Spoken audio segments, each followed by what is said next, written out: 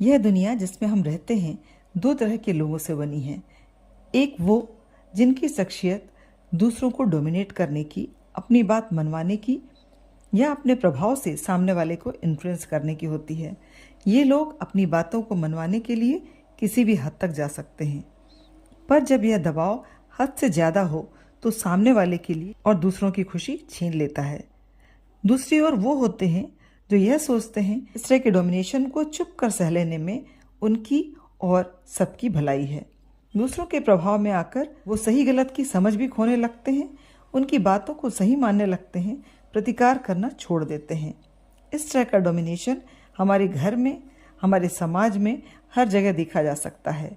पहले यह औरतों तक सीमित था, आज डोमिनेशन हर जगह है। बहुत से लोग अपने आप को बेहतर साबित करने के लिए सामने वाले को उनकी काबिलियत, उनके अधिकार से छीन लेते हैं। वक्त पड़ने पर ये लोगों का अपमान और उन्हें ह्यूमिलेट करने से भी नहीं चूकते। तो जब किसी भी तरह का अपमान हमारे जीवन पर असर कर रही है तो उसे सहें या यह सोचकर चुप हो जाएं, इससे अनावश्यक विवाद होगा। यह बात सही नहीं है। यदि व्यक्ति आपको ह्यूमिलेट करने की कोशिश कर रहा है तो उसका प्रतिकार आवश्यक है। लोगों को डोमिनेट करना सामने वाले की मर्जी हो सकती है, पर उसे सहना या प्रतिकार करना आप पर डिपेंड करता है। तो आइए जानते हैं कि इस तरह के लोग जो कि टॉक्सिक होते हैं और डोमिनेटिंग होते हैं उसे किस तरह से डील करें और अपना विरोध कैसे जताएं।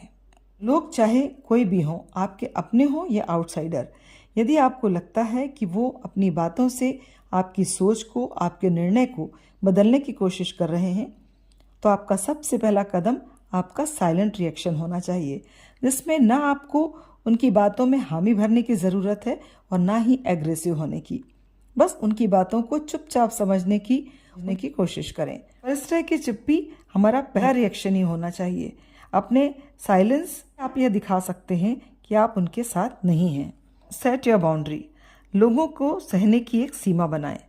कभी हमें ऐसे लोगों का डोमिनेशन या ह्यूमिलेशन झेलना पड़ता है जो हमसे पद में, उम्र में और रिश्तों में बड़े होते हैं, तो रिएक्ट करना थोड़ा मुश्किल हो जाता है।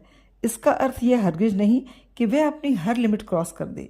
आपकी भी जिम्मेदारी बनती है कि आप उन्हें आदर देने के साथ की सीमाएं उन्हें अवश्य बताएं, किंतु बाद में इसके लिए आवाज़ ऊंची करनी पड़े तो अपने सम्मान के लिए वो भी करना।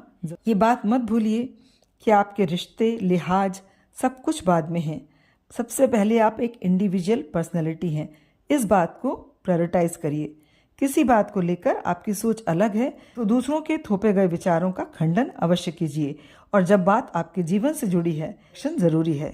सामने वाले की विचारधारा को सरलता से स्वीकार कर लेते हैं, तब हम समझौते के साथ जीने के आदी हो जाते हैं। यह आदत आगे चलकर हमें कभी भी खुद के लिए स्टैंड लेने से रोक देती है। Save yourself from dependence.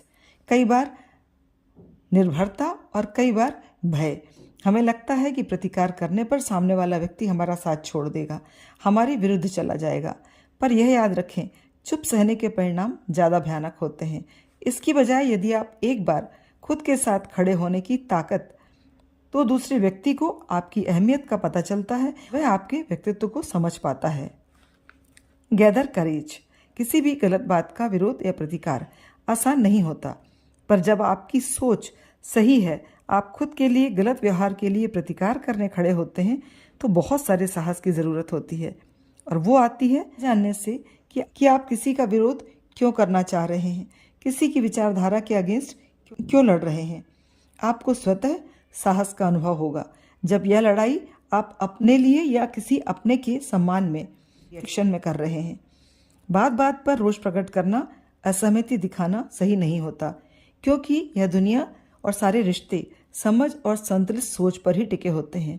पर अत्याचार, अपमान या उल्हाना यदि सामने वाले से मिल रही है तो उसके लिए स्टैंड लेना की एक जिम्मेदारी है।